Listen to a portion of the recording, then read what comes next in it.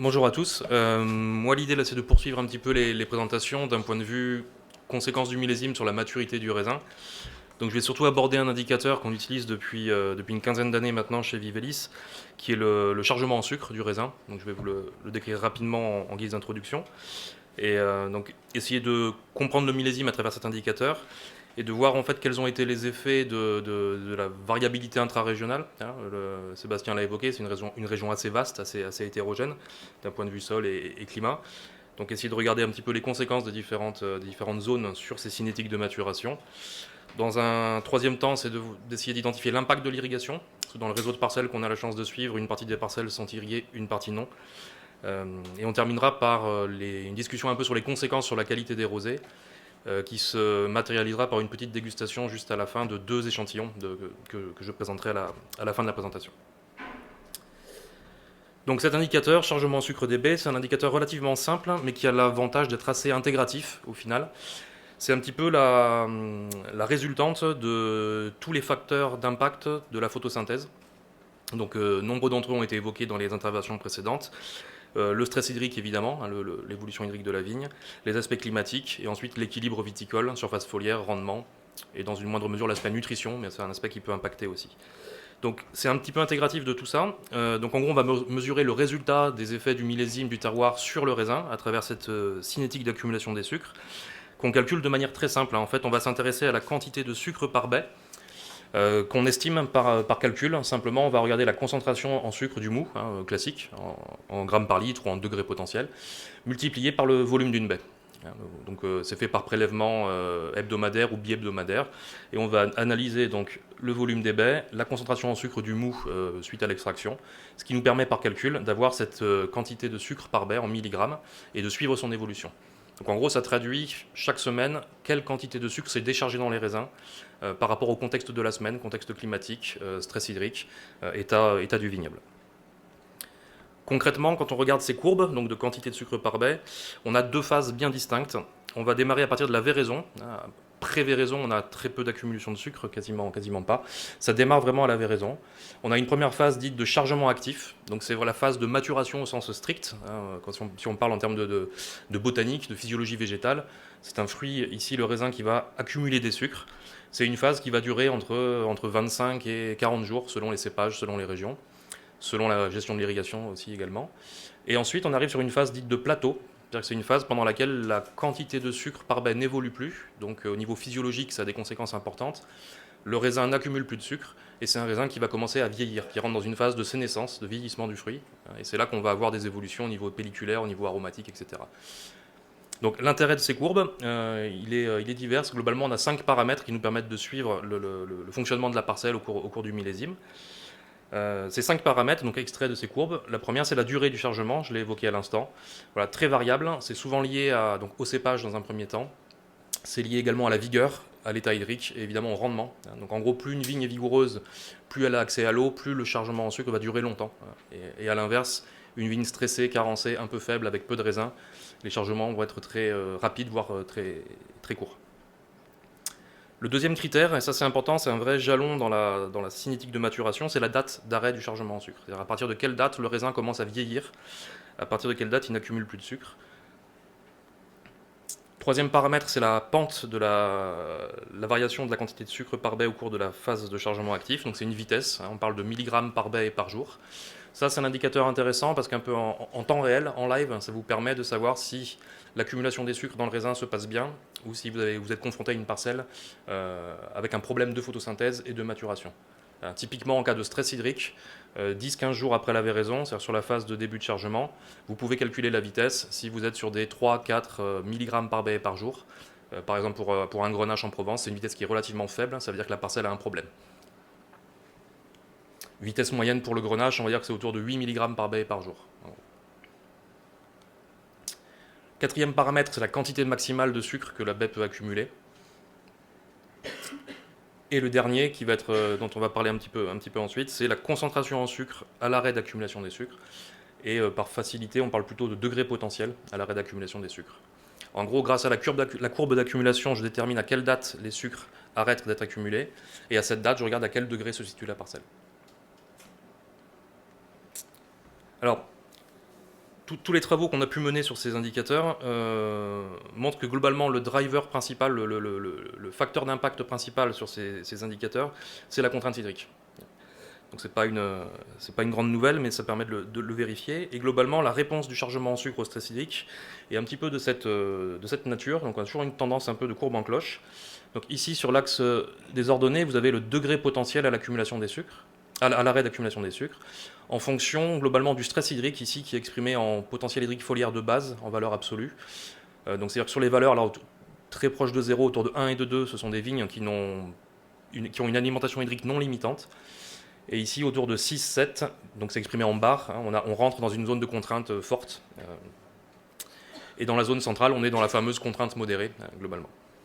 Donc ce qu'on peut constater ici, c'est que dans ce groupe de parcelles, alors chaque point représente une parcelle, hein, en fait, par rapport à sa maturation et son niveau de stress hydrique au cours de la maturation. Donc ici, on avait 4 parcelles, donc c'était du merlot dans le Médoc, mais la plupart des cépages répondent de la même manière. Ici, on est en alimentation hydrique non limitante, donc on a en général de la croissance végétative qui est encore maintenue sur les entrecœurs. On a un effet dilution aussi, c'est-à-dire que les baies vont accumuler pas mal de sucre, vu que la photosynthèse fonctionne bien en absence de contraintes, mais les baies sont diluées en parallèle, donc le degré augmente peu. Donc ça se traduit à l'arrêt d'accumulation des sucres. Ici, vous voyez l'exemple sur le merlot autour de 11 degrés, ce qui est faible pour le merlot, même à Bordeaux. A l'inverse, sur les parcelles en contrainte hydrique, stress hydrique dit blocage de la photosynthèse au cours de l'après-midi notamment. Donc la vigne produit moins de sucre. Donc la conséquence au niveau des raisins, c'est une moindre accumulation des sucres. Encore une fois, en quantité par baie. Si on regarde l'évolution des degrés, dans ces situations-là, elle n'est pas forcément anormale, puisque les baies restent petites. Du fait du manque d'eau, on n'a pas cet effet dilution, donc peu de croissance des baies, qui vient compenser un petit peu le manque d'accumulation de sucre. Le résultat, c'est qu'à l'arrêt d'accumulation, on est autour de 11,5 à peu près, ce qui est un petit peu faible également pour le merlot. En situation intermédiaire, donc la fameuse contrainte hydrique modérée, la photosynthèse reste active, on n'a pas de blocage de photosynthèse. La croissance végétative normalement est arrêtée, donc en gros la majorité des sucres produits sont à destination des raisins. La conséquence c'est une bonne accumulation des sucres, une bonne vitesse de chargement et un arrêt d'accumulation des sucres, ici vous le voyez autour de 12,5, 13 voire 13,5, ce qui traduit un bon équilibre de la plante et une bonne maturation. Voilà, donc si on résume, ces 3 grands types de comportements, donc c'est là où on va pouvoir utiliser cet indicateur, le degré à l'arrêt de chargement en sucre, comme indicateur intégratif, de savoir dans quelle situation on se trouvait. Alors après, pour différencier l'absence de contrainte hydrique et le stress hydrique, il faut des indicateurs complémentaires, évidemment, hein, notamment la taille des baies, l'acide malique, etc., ou des données sur la plante, c'est encore mieux. Un quatrième comportement, il y avait 2-3 parcelles là, qui sont dans la zone un petit peu centrale ici. Donc là, ce sont des parcelles qui ont un bon comportement hydrique pendant la maturation, mais il y a un autre facteur qui vient nuire à l'accumulation des sucres. Très souvent des carences minérales, notamment le potassium, l'azote aussi dans une moindre mesure, voire des déséquilibres avec beaucoup de raisins par rapport à la surface foliaire. Donc de manière un peu opérationnelle, comment on utilise ces indicateurs ? On a l'habitude de classer les parcelles sur ce graphique en fait, qui représente donc le degré potentiel à l'arrêt d'accumulation des sucres en fonction de la date d'arrêt de chargement en sucre. Donc on a un axe ici sur les abscisses qui est un axe temporel, chronologique en gros, hein, donc des parcelles précoces, des parcelles tardives, on verra quelques exemples. Et sur l'axe des ordonnées, le fameux degré potentiel à l'arrêt de chargement en sucre, c'est un indicateur de qualité de maturation. Donc nous on a l'habitude de parler de potentiel au sens large de raisin, sachant que globalement, pour avoir une bonne évolution aromatique, une bonne maturité phénolique, la condition numéro 1 pour un raisin, c'est de charger les sucres correctement. La plupart des composés qualitatifs sont issus de métabolisme secondaire. Donc pour que les métabolismes secondaires fonctionnent bien, il faut que le métabolisme primaire fonctionne bien également. Okay. Donc c'est pour ça qu'on parle de potentiel, c'est que voilà, des raisins qui ont arrêté de charger les sucres à 12,5, 13, a priori, sont riches en précurseurs, ont un niveau phénolique relativement important, et donc on parle pour ça de bon potentiel.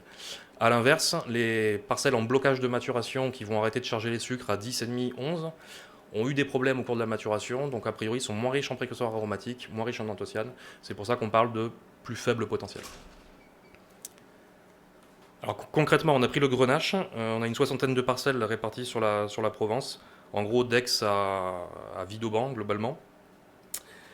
Donc chaque point représente une parcelle sur cet axe-là. Donc on constate première chose, c'est une variabilité hyper importante. Alors pourquoi de la variabilité ? Type de sol, irrigation, clone, gestion viticole, etc., conditions climatiques. Tous ces facteurs-là se traduisent par une diversité de cinétiques de maturation. Donc on a une quarantaine de jours d'amplitude entre les parcelles les plus précoces. Vous voyez, dès quasiment tout début août, on a eu les premiers arrêts de chargement en sucre, plutôt sur des degrés faibles, autour de 11, 11 et demi. Donc plutôt des parcelles ici en blocage de maturation, sûrement liées à de la contrainte hydrique. Et à l'inverse, des parcelles beaucoup plus tardives qui ont chargé jusqu'à début septembre, jusqu'au vendange quasiment. Sur le critère degré à l'arrêt d'accumulation des sucres, c'est également très variable. On a eu quasiment 5 degrés d'amplitude. On voit des parcelles ici autour de 11, donc qui n'ont pas réussi à mûrir. Alors soit des arrêts précoces, soit des arrêts beaucoup plus tardifs sur fin août, début septembre. Et des parcelles, alors le grenache a la particularité d'être un très bon accumulateur de sucre. On peut avoir des parcelles qui chargent jusqu'à 14,5, 15 sans aucun problème. Ce qu'on rencontre moins sur le merlot à Bordeaux par exemple. La valeur moyenne, bon, si tant est que voilà, elle n'est pas représentative de grand chose, vu l'hétérogénéité, mais en gros ça donne un peu un positionnement du millésime. Arrêt à 12,8 en moyenne sur les grenaches, ce qui est à peu près dans les lignées des millésimes précédents, c'est assez classique pour le grenache. Par contre, c'est plutôt précoce, 18 août. Sur les années précédentes, on était plutôt sur la fin août, voire début septembre. Donc ce qui a été notable sur 2017, c'est qu'on a quand même un peu plus d'un quart des parcelles, à 28%, qui n'ont pas réussi à accumuler les sucres au-delà de 12 degrés, qu'on considère comme un seuil qualitatif sur le grenache. C'est qu'un grenache qui mûrit dans des bonnes conditions doit accumuler les sucres au moins jusqu'à 12. Si ça s'arrête avant, c'est qu'il y a un problème au niveau de la parcelle. Donc ce qu'on a essayé de regarder, c'est quels étaient les facteurs qui pouvaient expliquer cette diversité de comportement. La première chose, c'est au niveau intra-régional. Alors on a classé par grands secteurs. Ce qu'on constate, c'est deux secteurs plutôt précoces, la Londe-les-Maures, Vidauban, avec des arrêts sur la deuxième semaine d'août, globalement, autour du 15 août. Deux secteurs un peu plus tardifs, Aix-en-Provence et toute la zone Saint-Maximin, autour de Saint-Maximin, Brignoles et quasiment jusqu'à la Sainte-Victoire. Et ensuite une diversité aussi sur les degrés d'accumulation. On voit que la Londe-les-Maures, ça a plutôt bien chargé, au-delà de 13 degrés. Vidauban, Saint-Maximin, on est autour de 12,5. Donc on est quand même au-dessus du seuil en moyenne. Mais quand on regarde le pourcentage de parcelles en blocage, donc avec un arrêt d'accumulation inférieur à 12, on retrouve quand même Vidauban avec des arrêts précoces avec 40% de parcelles arrêtées en dessous de 12 degrés. C'était tout en bas à gauche du graphique tout à l'heure. Très peu de blocage sur la Londe-les-Maures et de l'ordre de 20 à 30% sur Aix et Saint-Maximin. Donc statistiquement, on a essayé de regarder ce qui était significatif. En fait, l'aspect de degré à l'arrêt de chargement en sucre n'était pas significatif, c'est surtout la date d'arrêt d'accumulation des sucres. Donc ici vous avez des petits pourcentages, des petits p, là c'est la probabilité critique, pour ceux qui connaissent un peu les statistiques. Ça donne une indication globalement de la significativité statistique de la différence. Donc concrètement sur la Londe-les-Maures, arrêt précoce, mais c'est pas significatif, c'est-à-dire que c'était très hétérogène d'une parcelle à l'autre. Par contre sur les trois autres secteurs, c'est vraiment significatif, on est inférieur à 0,1% de significativité. Donc on a toute la zone ici, Vidauban, qui est vraiment précoce, autour du 14 août, et Saint-Maximin et Aix, beaucoup plus tardif, on a 2 semaines d'écart globalement sur ces arrêts.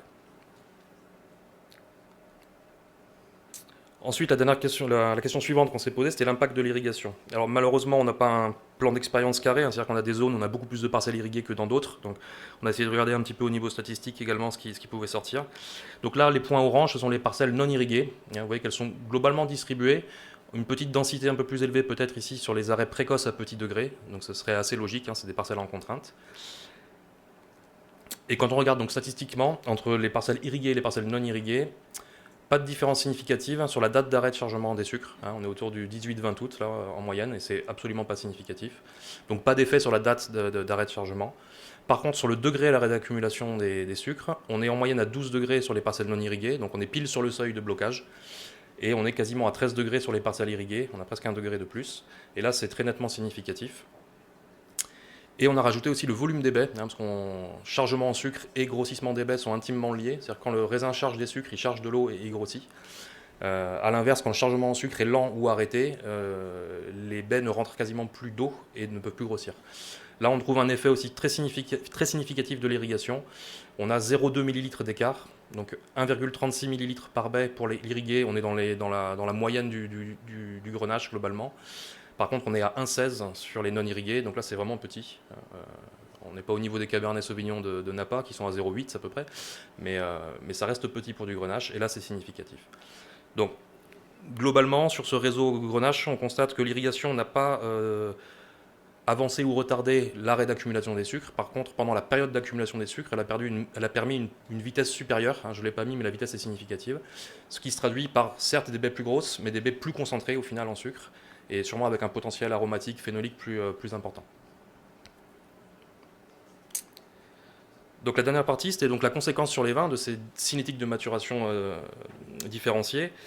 Ça, c'est des choses qu'on travaille depuis presque une quinzaine d'années maintenant. C'est en fonction donc, de la cinétique de chargement en sucre et de la position de date de récolte, à quel profil de vin on peut s'attendre en vinification. Donc, nous, on travaille sur ces approches matricielles de caractérisation des profils, aussi bien au niveau des raisins que des vins, avec donc, cette cinétique classique d'évolution que vous connaissez, avec des raisins qui vont passer du végétal au fruit frais, par une phase plutôt neutre, sans aromatique variétale, ensuite une expression fruit-mûr, et pour aller jusqu'au surmûr. Cette cinétique d'évolution, elle est liée à des aspects d'accumulation de précurseurs. Si on prend le cas des thiols, par exemple, qui sont des précurseurs variétaux, ils sont accumulés pendant la phase de chargement actif des sucres. Et globalement, on a une certaine relation entre la quantité de précurseurs et le fonctionnement physiologique de la plante. En gros, plus le raisin charge ses sucres de manière active, plus il va accumuler de précurseurs. Okay. A l'inverse, une vigne en stress charge moins de sucre, a des blocages physiologiques, et ça se traduit par une moindre accumulation de précurseurs thiols. La partie terpénique, c'est un petit peu différent. L'expression terpénique, elle est liée au vieillissement du fruit. Donc il y a certes une phase de chargement en précurseur qui nécessite de la contrainte hydrique.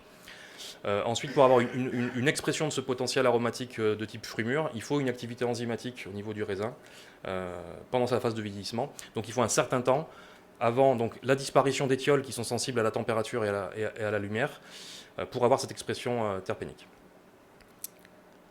Donc cette évolution-là, elle ne fonctionne que quand on a un bon potentiel, entre guillemets, c'est-à-dire quand la phase de chargement en sucre s'est bien passée, et quand on a cette fameuse contrainte hydrique modérée. Donc si on reprend le petit schéma de tout à l'heure, voilà, cette séquence aromatique, on la retrouve dans les bons potentiels en contrainte modérée. Dans les situations de stress hydrique, hein, on a vu en gros 28% sur le Grenache cette année, on a un modèle tout autre. Hein. La contrainte hydrique fait qu'on a peu d'accumulation de précurseurs de type thiol, fruits frais, donc on n'a pas d'expression fruits frais très évidente sur ces profils-là. On est sur un modèle qu'on va caractériser au niveau aromatique par du fruit dégradé, du végétal sec, un côté un peu foin, un peu phénolique, et une sécheresse au niveau des tanins. Donc très peu d'évolution, si ce n'est la sucrosité qui augmente systématiquement et qui peut être importante en fin de cycle. Alors c'est un petit peu schématique, hein, c'est pour aller un petit peu vite, mais simplement voilà, pour illustrer tout ça, on a choisi deux vins avec mon collègue Antoine qui est dans la salle. Là. On a choisi un bon potentiel de Grenache, donc arrêté à 12,8 dans la zone de Saint-Maximin, et qui a été récolté dans la fenêtre fruits frais, qui est la fenêtre, une des fenêtres d'intérêt en termes de rosé. Hein, on parle de rosé là, je ne l'ai pas précisé. Et ensuite, on a un deuxième vin, arrêt à 12 degrés, donc juste sur le seuil. C'est une parcelle qui a souffert de contraintes, qui a moins bien accumulé les sucres, et avec un positionnement de récolte très comparable dans la fenêtre fruits frais théorique. Et vous allez pouvoir comparer l'expression aromatique et les équilibres de bouche aussi, qui sont très différents à la fin de cette conférence. Voilà, j'en termine là. Je vous remercie, et voilà, si vous avez des questions, avec plaisir.